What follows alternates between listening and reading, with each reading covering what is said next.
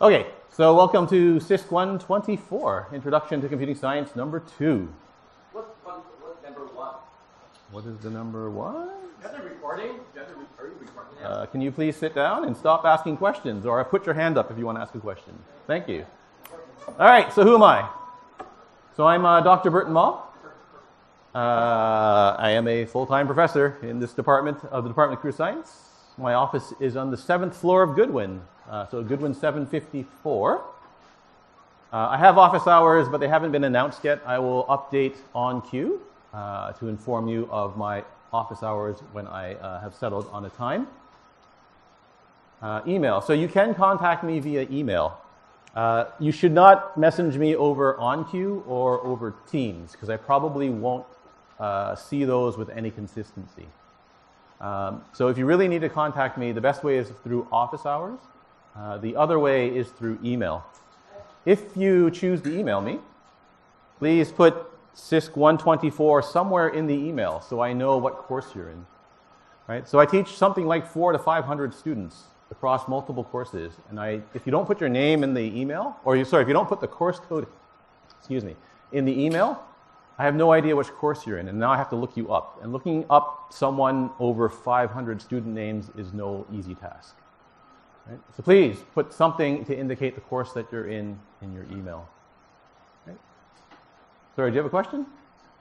Okay. All right, so I'm just going to jump to OnCue, right? So you can look at the slides if you want, but I'm just going to jump over to OnCue and talk about the course. So this is all the administrative stuff. Right? If you go onto the CISC124 OnCue, if you go under Table of Contents, Course Description and Requirements, you'll find all the administrative details for the course. Right? So you can click on the university and course policies. This is a very long document that basically describes courses at Queen's University. For our purposes, you might be interested in the textbook, for example. There is no textbook for the course, so there's no required textbook. If you want to, you can go to the library, or you can go to Amazon or somewhere like that and look up any introductory Java textbook, and they're probably reasonably suitable for this course. Yes, question? Okay.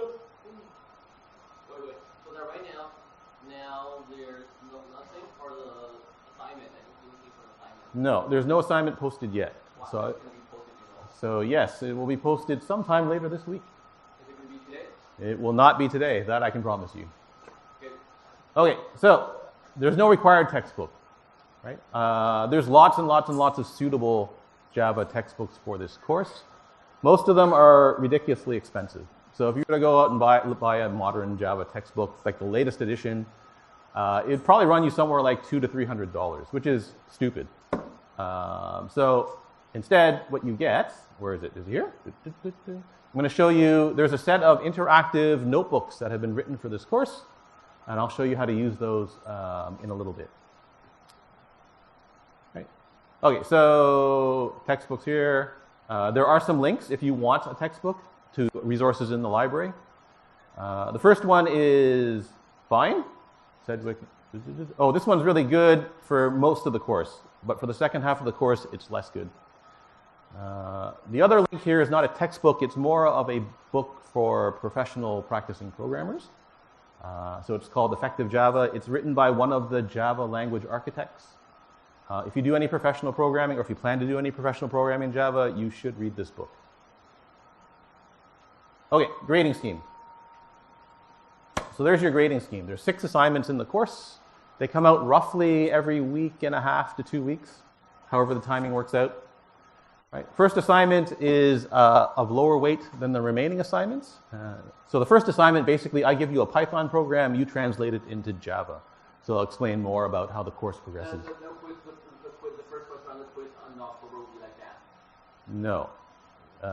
So please hang on just a second. The remaining 5 assignments are more.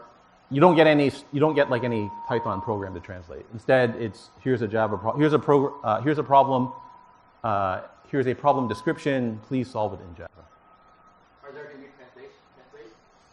The first assignment is a translation assignment. Nothing else after that is. The test. The quiz. On the quiz, there could be. I mean, that would be a fair question to ask you on a quiz, right? That is a fair question for this quiz. For quiz 1, yeah, it could be. For the quiz coming up. In October 4th, yes, it could be a fair Can question. you give me a sample of what will be No, I cannot give you a sample right now. before the quiz? Can you give me? Yes, you do get sample quiz, but let me get to the quiz section before I talk about the quizzes, please. All right, so there is a late assignment. Wait, was this 3-day? That's not correct. Sorry, so this is a typo here. All right, so how do the assignments work in this course? So an assignment comes out, there's an official due date, right? So the expectation is that you get the work done by the official due date.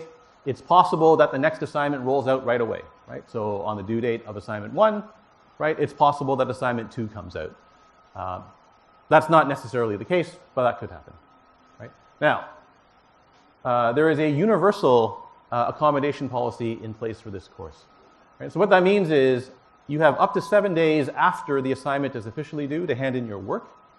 There's no penalty. You don't contact me or the TAs to tell us it's going to be late.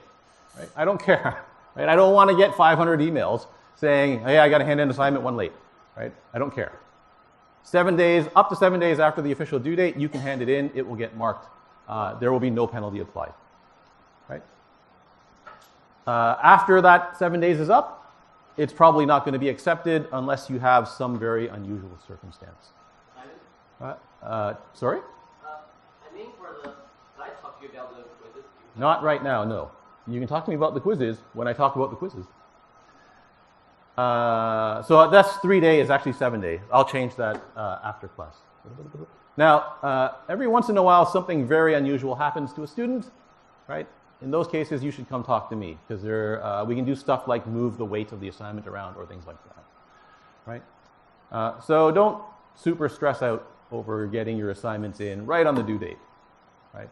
If you run into some extraordinary circumstance, contact me. We'll work something out. All right, so there are quizzes in the course, right? They're written in the classroom, which means they're written in pen and paper, unfortunately.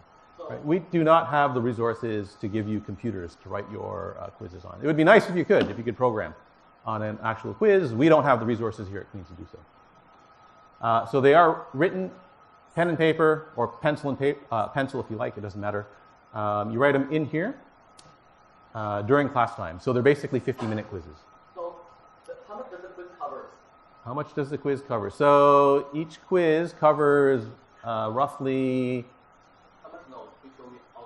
Can I show you? I can't show you all the notes at this very minute, no. They cover roughly the preceding weeks of the course. Right? So quiz 1 will cover roughly the first 3 to 4 weeks of the course. Right? Quiz 2 covers the next roughly 3 to 4 weeks of the course. Right? The exam is usually not comprehensive, but I'll talk about the exam in a second. Right? So the funny thing though in this course is that you can't do the second part of the course without having mastered the first part of the course, or at least you won't be very successful, right? So the second quiz won't ask you stuff specifically covered on the first quiz, but you still need to know that information anyway in order to do the second quiz, right? So this course sort of snowballs in its application of knowledge, right?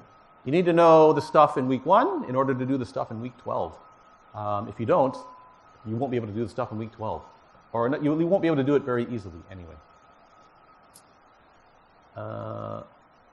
Miss quizzes. Okay, so there are no makeup quizzes because there's too many. Oh, sorry, question. I'm just wondering about the quizzes. When you say it's going to be pencil and paper, will you be writing out programs? Yeah, so you'll be asked to write small programs in, like, you don't have to, like, if you find yourself writing down 50 lines of code in a quiz, there's something wrong, right? You're doing it the wrong way, or you're doing it in a less than optimal way.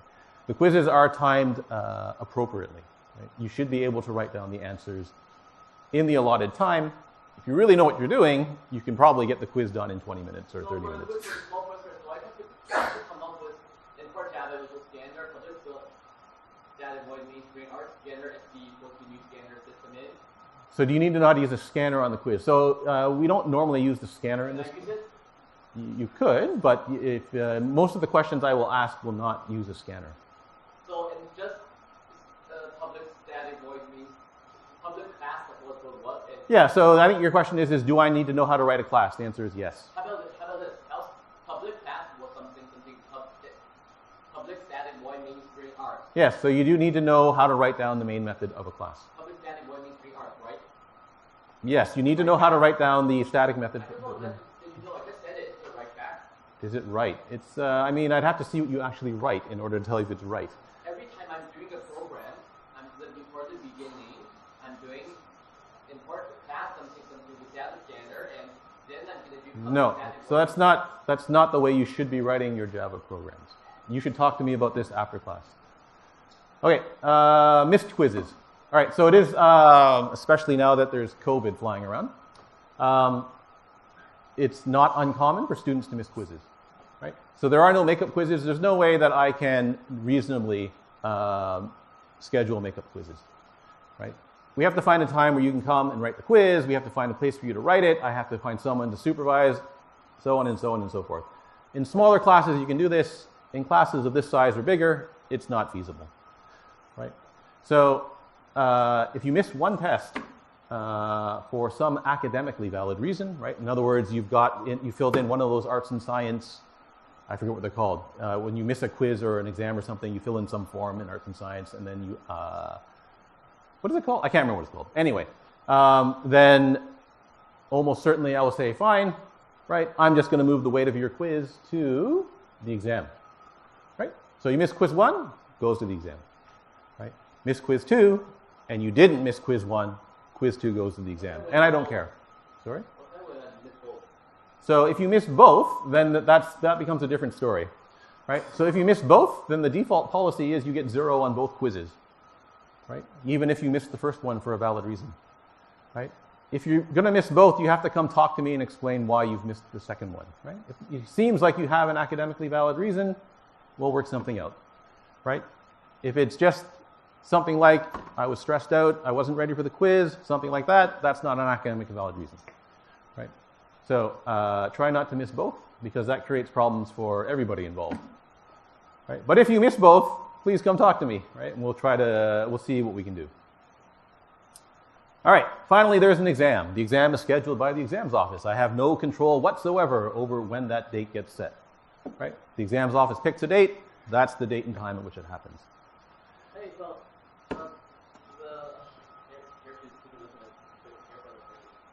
Sorry? You are scared about the quizzes. I mean, if you have done the assignments on your own, if you've reviewed the assignment problem solutions, if you've been following along in the course, coming to lectures, reading the course notes, reading the lecture slides, I just read lecture slides. there's no reason to be scared about the quizzes. I'm just doing lecture slides. You just do the lecture slides? I'm just reading lecture slides. That's all So it's probably not sufficient. Because you cannot learn programming just by reading a set of lecture slides. It doesn't work that way. You have to program to learn programming. It's the only way you're going to learn it, right? You actually have to write code, right? Now, in order for you to learn programming, there's a whole set of tools that have been developed for this course, and I will explain those coming up. All right, teaching assistants, there are, I don't remember how many there are for this course. There are some. They will have online office hours. So each TA, hopefully each TA, will have 1 hour sometime during the week in which you can contact them over Teams, right? So as soon as we've got their contract sorted out and they've picked their office hour times, those times will be posted on OnQ, and there will be a link to the Teams meeting where you can contact them. Everything's on OnQ. Lectures are typically recorded. It's recorded now? It's being recorded right now, I hope. The recording system doesn't always work properly. So sometimes a video has to be re-recorded, which is a huge pain in my butt, but that's... It shows it's recorded on the top next to the note. Yeah, so if there's a note. So what will happen is the lecture recordings will get posted to a YouTube page. There'll be a YouTube playlist for CISC124, fall 2023. That's from last year. This year is not accurate. You're not posting it right now, right? I can't post it right now. I haven't recorded the lecture yet. You didn't do it, right? Not yet. But the lectures are recorded, or typically recorded. So if you miss a lecture, for whatever reason, typically you'll find the lecture sometime within a week after the actual lecture was recorded. It doesn't always go up right away. Textbooks, we'll talk about in a second. Grading, we've talked about. Assignments, okay, so this one says 7 days, right? Assignments we've talked about. So look, you get that 7-day accommodation period. If you hand something in, then as soon as the assignment is due, whatever you handed in is fair game to be marked. So suppose you hand something in on the due date, the TA comes along and marks it, and then 5 days later you update it. It's not your updated assignment that gets marked. It's the one you handed in that was by the due date. Right? Now, they're not going to start marking before the due date. So if you decide to hand something in a week ahead of time, right, you don't have to worry that your work will be marked up until the actual due date. All right, so what is this course all? Anybody have any questions about the course administration? Yeah? Are the assignments handed in through OnCue? Yeah, they're all handed in through OnCue. Anything else? All right, so what's this course about? So this is the course description, right? So basically, this is an introduction to object-oriented programming using Java. Right? Okay, so what's object-oriented programming? So it's, you might have done a little bit in CISC121, but you would have done it in Python. You're not supposed to do it in CISC121. So in 121, what you should have done is something called procedural programming. Right? So basically, your program is made up of basically functions, right? And maybe some some starting point, right, in Python. Right? But you have a program that's made of a bunch of functions. Your program works by calling the functions in some order. Right? Functions might call functions. Right? So that's procedural programming or structured programming. Right? You've got things like loops, conditionals, right? So if, else if, I guess, right? And function calls. So object-oriented programming is similar in a way. So it has all of these things, all these elements of procedural programming. Right? But the organization or the structure of the program is different. Right? And so in object-oriented programming, your running program isn't made up of just a bunch of functions. Instead, it's made up of these things called objects. Right? Your objects, they can carry information with them. Right? So an object, so a string object knows what characters are in the string. Right? Objects also typically have what are called methods, which are really just functions that belong to an object. Right? And so objects can perform some sort of computation, right? Typically using the data that they're holding, right? And then, so your program is made up of one or more objects, and now the objects interact with one another, right? It's similar to procedural programming, it's just the structure is different, right? And so in this course, a lot of it is explaining how do you structure a Java program, and how do you write a Java program so that it's made up of a bunch of interacting objects. Right? Now, these aren't the only ways to write a computer program. There's lots and lots and lots and lots of other ways to write a program. Right? If you continue in computer science, you will see some of these other ways. Right? But the people who develop languages are ingenious. They come up with all sorts of different ways to do things. Right? And so procedural programming or structured programming and object-oriented programming, these are probably the two most commonly used approaches outside of academia. Right? There's a third pretty important one as well, but I'm not going to talk about that right now. Right? So this course is about object-oriented programming. Okay, so what's Java? So Java is this programming language. It's an object-oriented programming language. Right? It's a general-purpose programming language. General purpose just means that it doesn't have any specific programming purpose. Right? So it's not a language that you necessarily would use to write a financial application, right? Or a language that's designed to do high-performance compute or things like that, right? You can use it for many different things. It's cross-platform, so it runs on certainly all desktop computing devices. It'll run on your cell phone, on your tablet, and things like that. The language was developed in the 1990s. And it was developed to address some issues with the dominant programming languages at the time, right? Which were C and C++. Right? Now, you may have heard of these languages. They're still amongst the dominant programming languages today, right? So the big four programming languages used outside of academia: C, C++, Python, and Java. Right? There are others, of course, but those are C is always in the top three. C or C++, or one of the C-like languages. Okay, so when the designers of the language created the language, they had some goals, right? Here are the goals. It's not really important to discuss these goals, right? But they were one of the big motivations was to address the shortcomings of the perceived shortcomings of the C programming language. Okay, so where is it used? So it's used a lot in industry to write what's called enterprise software. So this is software that's used by very large organizations, right, that have many interacting units, right? So large corporations, banks, financial institutions, engineering firms, and things like that will use it to write the software that they use internally, right? Server side, so anything that lives on a network, right? So all of your networked applications like Netflix or Spotify or things like that, they all run somewhere out in the cloud, right? Running on their cloud computers is probably some amount of Java. Right? Big data, sorry?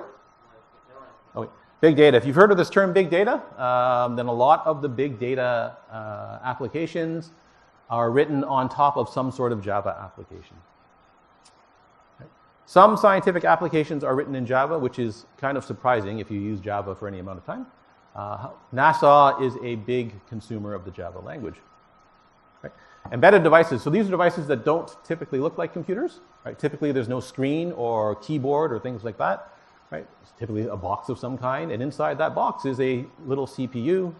Often these embedded devices are programmed in Java. Not always, but often. Right? And then there are some video games which are written in Java, right? Including some very, well, they're not like your AAA titles, but there are some extremely popular indie video games that have been written in Java in the past few years.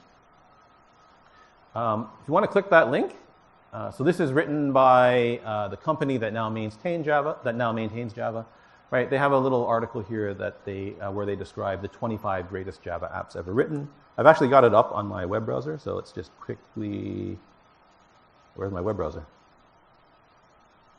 Here. So let's just quickly take a look. Come on, right? So starting at number 1, there's the Mars rover controller, right? So in 2004, they landed a rover on Mars. They landed multiple rovers, actually.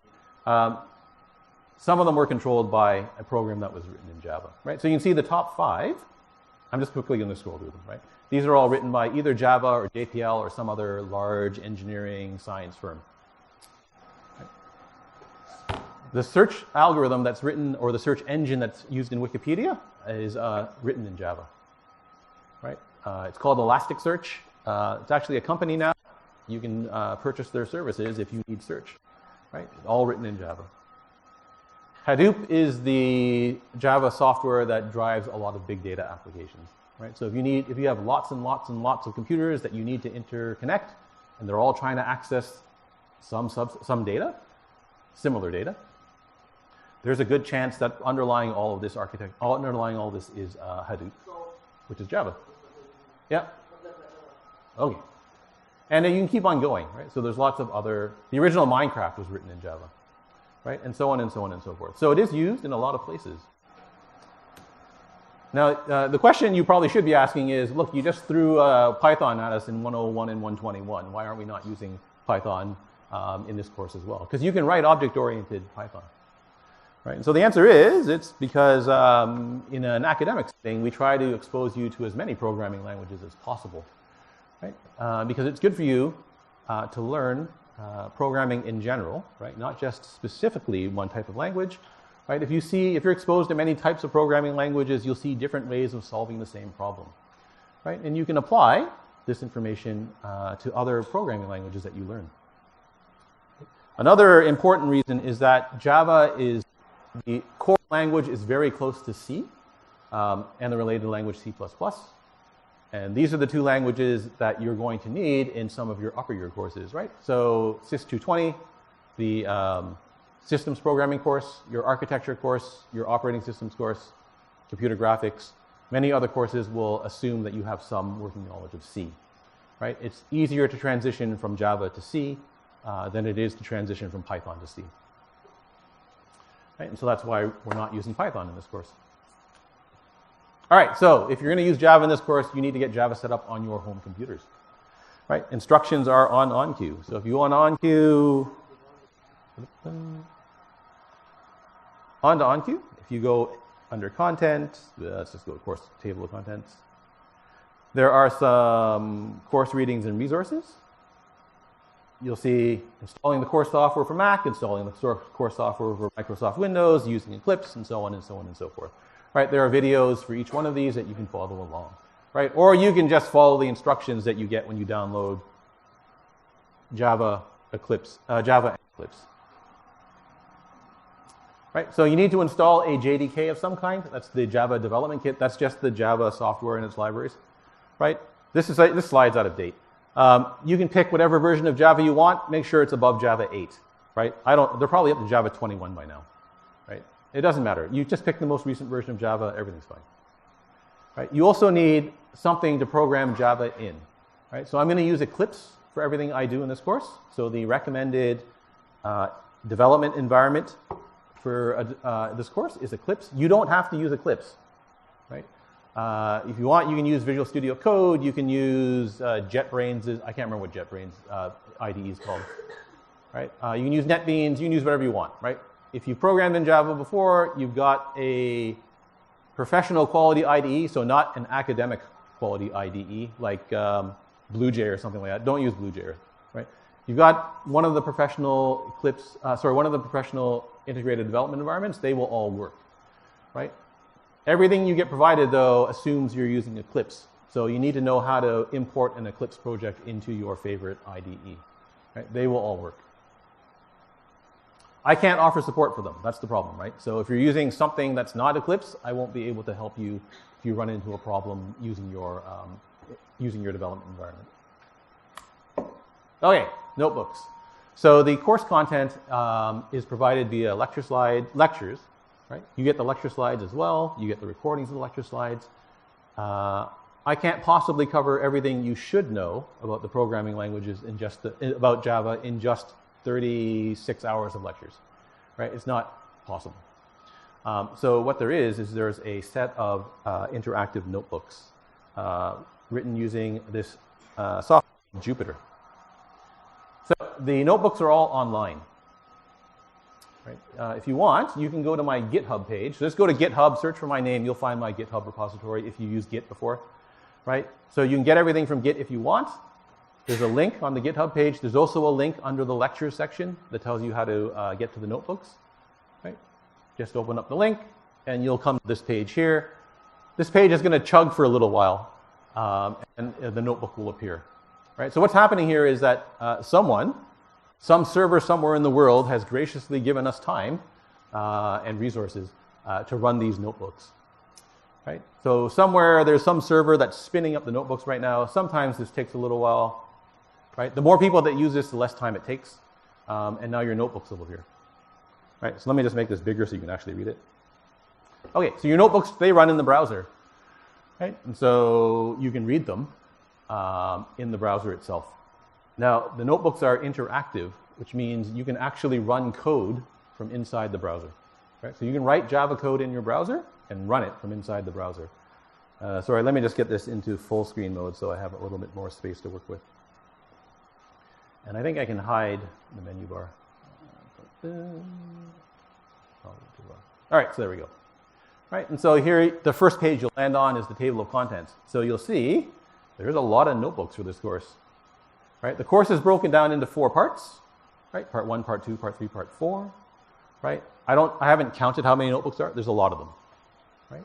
So each notebook is just a web page. So you can click on, say, our first Java program and take a look at that. I guess I shouldn't have gone to full screen mode. All right, and you'll be presented with this, right? So there's a bunch of text because, hey, it's a book, right? And so you can read the text and find out and learn about the programming in Java, right? If you scroll through, sorry? Sure. So if you scroll through the page, right, eventually you'll come to a gray box, right? So all of these gray boxes, these contain code of some kind, right? This one happens to contain Python code. Almost all your notebooks will contain exclusively Java code, right? You can run these code cells. Right? So this is called a cell. You can run it. You can either go cell run, or you can click the little button beside it. This is the first time I'm running a cell in the notebook, so it's going to take a few minutes or a second to spin up, right? And so there you get the output, right? It spits out the output or prints the output immediately below the cell, right? The cool thing is that this is on, you can interact with this cell. So you can click in the cell and now change the code that's in the cell, right? So I can go into the cell and change it. Rerun it, right? And away it goes, it runs again. Yes? Yeah, so if you go to the lecture slide, the lectures page, at the top of the page, there's a link to the notebook page. Right? Right, so there's a Java program. So this is hello world in Java, right? That's hello world in Python, right? One line. Hello world in Java is a lot more verbose, unfortunately. Right? You have to write a lot more code to get stuff done in Java than you do in Python. Right? When you learn C in CISC124, you're going to realize that you have to write a lot more code in C than in Java to get something done, in many cases. Right? So if I run this little Java program, you're going to see it outputs a strange message. It says null. Right? It doesn't actually print hello world. Right? So the reason for this is that a Java program is different than a Python program. Right? Python's an interpreted language. Right? There's something called an interpreter that reads your Python code and then executes that program code. Java is what's called a compiled language. So there's a program that reads your Java code, converts it into a program that can then be run. Right? So that's called a compiler. Right? Now to actually run the code, you now have to run the Java virtual machine to run the compiled code. So in a notebook, one way to do that is to create another cell and call the method. Right? So there's a main method here. Right? There's a method called main. This is for you, it's just a function. Right? So I need to call that main function somewhere. In Java, the way you do it is you write the name of the class. Oh, sorry. Right? You can also see here that in a Java program, there's this funny thing called class. Right? So all Java programs consist of at least one class. Right? And that means when you create your first Java program, you're going to have to make a class. Right? All classes have a name. So this one's named Hello World. Inside the class, there's a main method. All Java programs start running at a main method, right? A method named main, right? So in order to run this program, later on in the notebook, I have to call the main method explicitly, right? And now it prints hello world. There's actually a way to get around all of this. If you keep on reading the notebooks, you'll see that you'll see how to do it, right? Okay, so let's quickly jump to another notebook. So let's go to, I don't know, something. Let's do, how about the integer types? Right, so you all use the type int somewhere in Python, in one of your Python courses, right? You know, it's just a decimal, typically a decimal number, right? No decimal place in it. That's a Python integer, right? So for example, you can compute one Google in Python just like that, right? 10 star 100, right? 10 to the power 100 in Java. Right?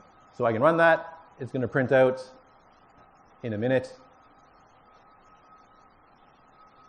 It's always slow the first time you run a cell in the notebook, especially if it's a language that the notebook's not intended for, right? So these notebooks are all written for Java. So when you try to call some Python, it takes a little while, right? And so you can see there's one, if you count them, there's 100 zeros after it, right? You can go into this code, you can go into the cell and edit it if you like.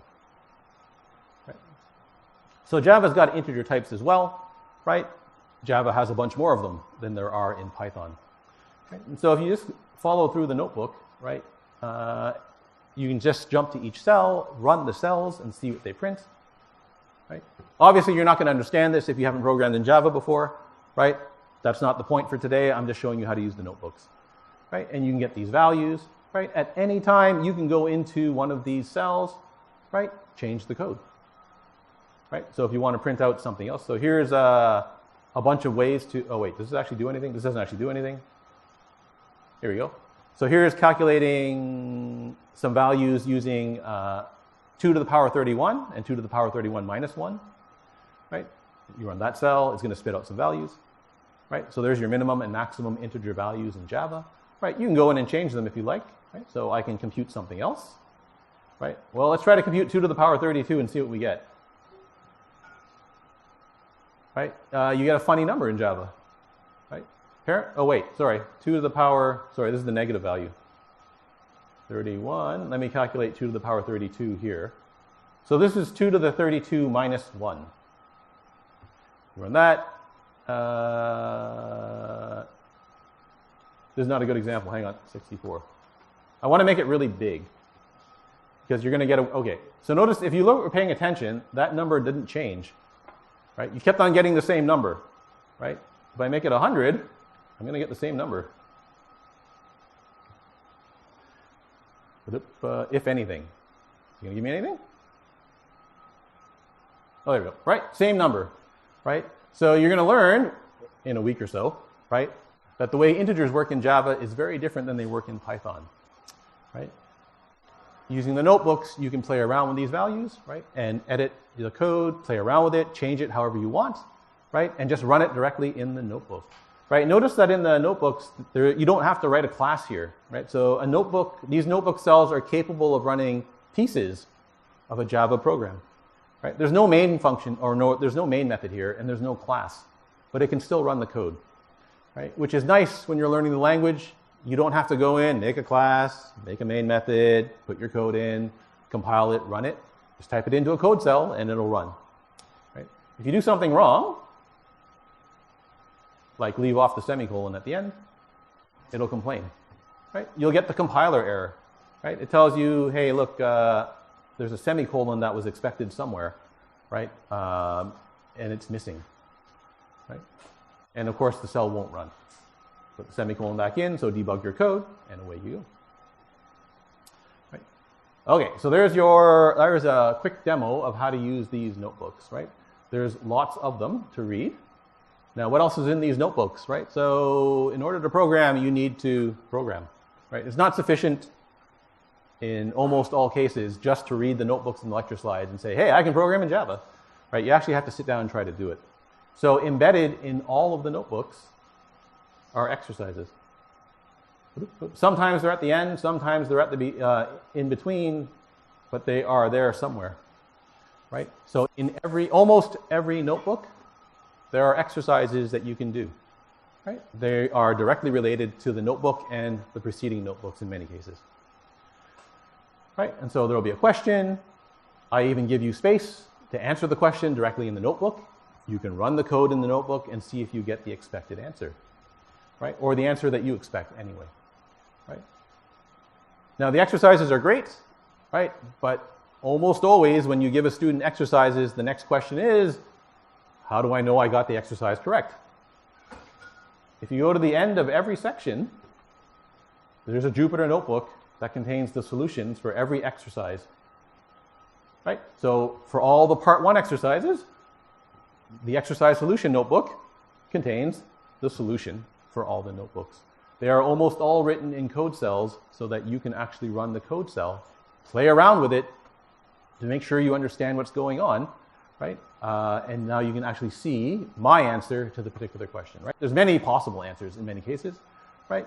But I give you my answer to all of the exercises, right? And it goes on and on and on and on and on and on, right?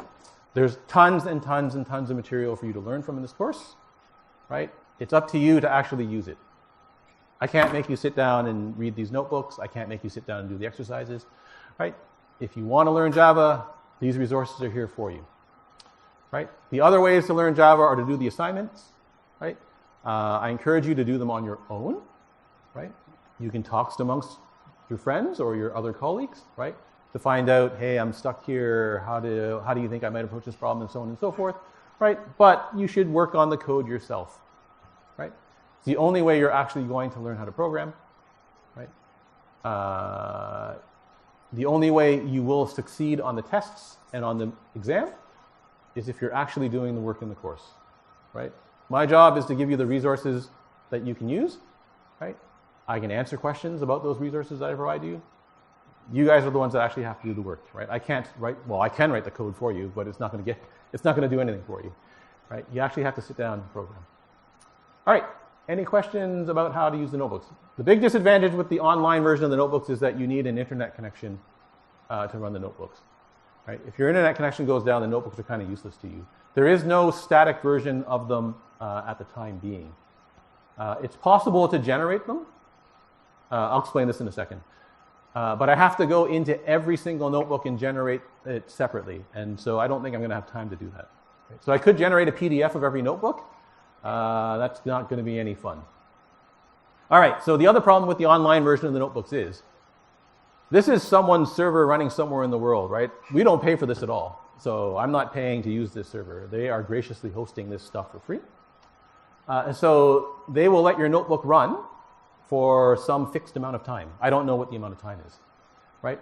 So if you open up a notebook page and then go to a different notebook page for, say, 20 minutes, when you come back to the other notebook page, you'll probably see this message here, right? And so what's happened is the server has shut down that notebook page to save resources on their end, right? All you have to do is you can try to restart it or just reload the web page, right? Reloading works too. So if I just reload, it'll pop back up. And it'll fire up, the server will fire up again, and your notebook will be runnable again, right? So if you see some funny message saying dead kernel, just reload the page or restart the kernel, everything will be fine. Right? If you run into any problems running the notebook, let me know. There's almost certainly bugs and errors in the notebooks, right? There's a lot of them. It's hard to debug them and proofread them all, right? Okay, any questions about the material from today? Yes? For the notebook, Yeah. So that one I'm going to have to look at separately. So it's running for me right now. That's, that's all I can tell you for the time being. So it could be your internet connection. It could be if you have some sort of ad blocker running or something like that, it could be causing problems. Any other questions? All right, so I guess on Friday at 8:30, I think, whatever our next lecture is, we'll start talking about Java. Oh, wait, I guess I should tell you, before you leave, hold on. So I know a lot of people have programmed in Java before, right? So for those of you who are confident in your Java programming abilities, the first week or two is going to be a lot of review for you. So what I'm going to do is I'm going to tell you how to do something in Python, and I'm going to show you how you do it in Java. So it's going to be basic loops, variables, things like that. You should read the lecture slides and look at the lectures, but you might not necessarily have to come to the lecture in order to, if you already know how to program in Java. Okay? All right, that's all I have for today. Nice meeting you today. Nice.